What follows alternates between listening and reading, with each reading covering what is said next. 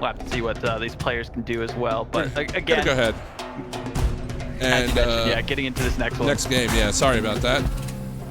But yeah, let's go ahead and jump right on into game number 2 here, Bob. Yeah, I mean, my biggest question is what is going to be Blue Crow's strategy here? They have the home side of things. They're going to be looking to do whatever they can to come out on top against their opponents. And really, we saw some great looks, as you mentioned, from Jinxie and Calvin on the other end of Akillian. So maybe shutting them down, maybe 2-man coverage against those specific players so that they don't have a chance to go for these shots and kind of come alive for their squad as they did before. And again, I mean, with Akillian, you know, you've got that 2-goal, you know, you got the 2-goal buffer, which is beautiful. You know, you really don't have to play a crazy attack kind of style. All you have to do is defend, not let too many opportunities come to the Blue Crows, and it looks like what they're going to be doing here. Ooh, the chip doesn't get over Jinxie. It's going to be Jinxie now with possession, looking for Calvin across the box. Not going to find him, but quickly into the corner. There's Dawgusdie playing over to Llamalan, and they will start the counterattack. So we are 5 minutes left to go in this series if Blue Crows can't find 2 goals, and right now they just can't seem to get anything going in the offensive zone. It's a tough spot to be in, but I also like the ingenuity or kind of the heads-up play that we're seeing from the side of Akillian. They're on the blue end, by the way. They did swap colors here. Well, it might be a little bit different for the actual observer. I'm noticing that now. Yeah. From what you guys can see on Hunted's side compared to what I'm seeing in my specific game. But either way, on the left side, I think it is the Blue Crows, and the right side, as you can see, is Akillian there. So I mean, the back pass as the goalie is such a big thing that a lot of players are going to take some time to learn that, hey, you don't have to just go for the ball initially. You can actually pass it to your teammates. And that's what you're seeing from these players. They have that heads up about them. They know kind of the typical ways to play football. And those are just kind of plays you have to put into motion when it comes to this game as well. It's not just like you go forward, you try to score everything as possible, and GoodLookinMiner doing everything that they can to set things up for success here. Great passing play, but still not enough for that goal. Good save there from Squintea, but that was the best look so far for Blue Crows. They are in the blue and pink on stream. That's a nice little feed down to Dog. He's got really just time and space. Looks for the chip over the top. Ooh. Another big save. that was fantastic. Aerial maneuver there from Squintea to make that play. As now it is again back in the hands of Llamalan, and time really starting to ratchet up here on the Blue Crows. They need 2 goals in the next 3:15. Jinxie now with some space, gonna take the shot off the crossbar. Oh, no. And that one will be played away. Cavalcade quickly trying to play it back down. Can they find another attack here? 3 minutes now left on the clock. Dog looking for GoodLookinMiner out in front. It's going to be Llamalan up from his goalie position over to Baldur. Back across the box. Oh. No, he just missed it wide. Great look for Blue Crows. They just can't get the connection there. Huge clear out to Calvin as well. They tried to set them up for success on offense, but Cavalcade, as you mentioned, been a very integral part on defense. Did get blocked for a second. They are just getting boxed out here. Not too much they could do, so you do see a player on the other end get possession for now, but Baldur does games, does take it away instead for their team, gets possession back for the Crows, and a good back pass again to keep possession for Akillian. And really, if they have this go to overtime, they're guaranteed to win, so they don't necessarily need to play as aggressive, but I do like that we are seeing that from them. And now clearo looking for a third. It's going to be Jinxie. He's got space. Has Calvin out. Opts for clearo. Good move, but the pass gets cut there from Cavalcade. That was a nice looking play. They just couldn't quite finish it off, but again, Blue Crows being hemmed in their own zone. clearo trying to make the play. Good tackle there from Dawgusdie. He's got GoodLookinMiner. He's got everybody in the box there, but again, it's the defender who will see it clear. Llamalan again activating from the goalie position, trying to feed something into the box. Not going to happen. Keda back to Squintea. And a boom and clear. Now Calvin, chance here potentially, takes the shot. No, easily saved away. 90 seconds left now.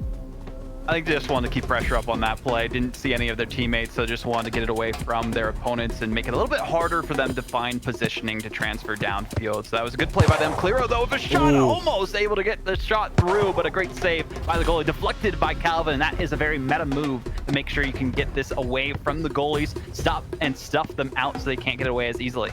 Now here's GoodLookinMiner. Oh, great block there defensively by Keda, and will find the clear as well. Llamalan back into the zone. No, Keda once again with a good defensive play. 55 seconds left. Calvin with some space. Fires back wall. No, will be shut down by the netminder. But, I mean, 2 goals in the next 45 seconds.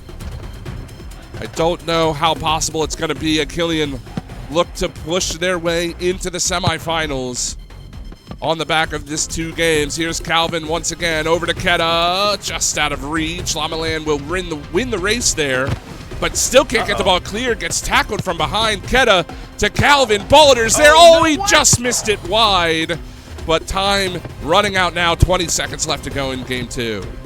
Such a dangerous scenario for them to be in that specific moment, especially when you don't have a clear goalie on the end. It's nice that there's that fluid momentum that you can do, changing out of the goalie position in and out depending on who's on the box. And having a defender back is always a good idea for that. But with the time that's remaining, and there's a shot that almost goes through, doesn't matter because overtime it guarantees a win here for Akillian. It's just formality. Even if a goal goes into their opponents, they still have that goal differential in their favor. So they will be moving on to those semifinals. So we'll see who comes out on top at the end of this. Yeah, ultimately, like you said, doesn't matter too terribly much, but we do need to play the game out. There's the pass over to Keda. Oh, good block there by Llamalan. GoodLookinMiner will try to feed it up towards the top, and we get a little bit of extra rematch action to finish off our first series as Jinxie across. Keda with a chance. Oh, he plays it over to Calvin. Not going to be able to take the shot, although Calvin comes away with possession. clearo out in front. No, blocked away by the defense. Jinxie from the top of the box. It's blocked away yet again. The defense doing well, but Squintea out of the cage. He gets tackled. Llamalan kick, and the shot is goalie on goalie right here. But neither one of them able to come away with clean possession as Squintea able to make the play. Jinxie now in the goalie position. There's the pass. No, blocked away by Keda.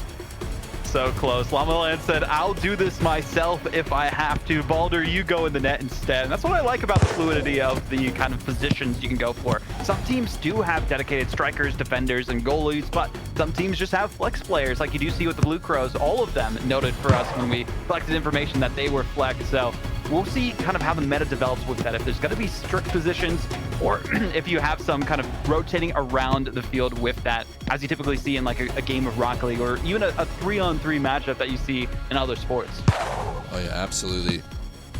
I do agree. It is nice that we're not necessarily position locked, right?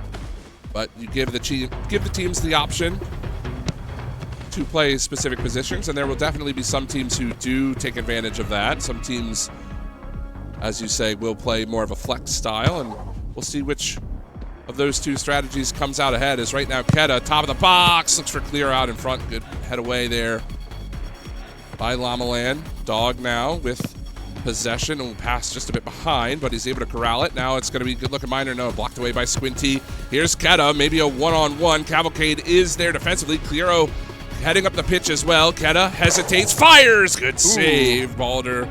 Yet again, keeping us in this game number 2. No team wanting to seed this match, and I don't blame them. But again, it looks like it's going to be Akillian with some more attack again, and once more Llamalan good defensively. He's been a good goaltender, good defender for this team so far. Yeah, this is a great look for the side of the Blue Crows, but even then, JinxieOrJinx, we saw them be a striker for their team. Now they're playing defensive. They're giving their goalie a chance to go on offense and see if they can really come alive with a goal themselves.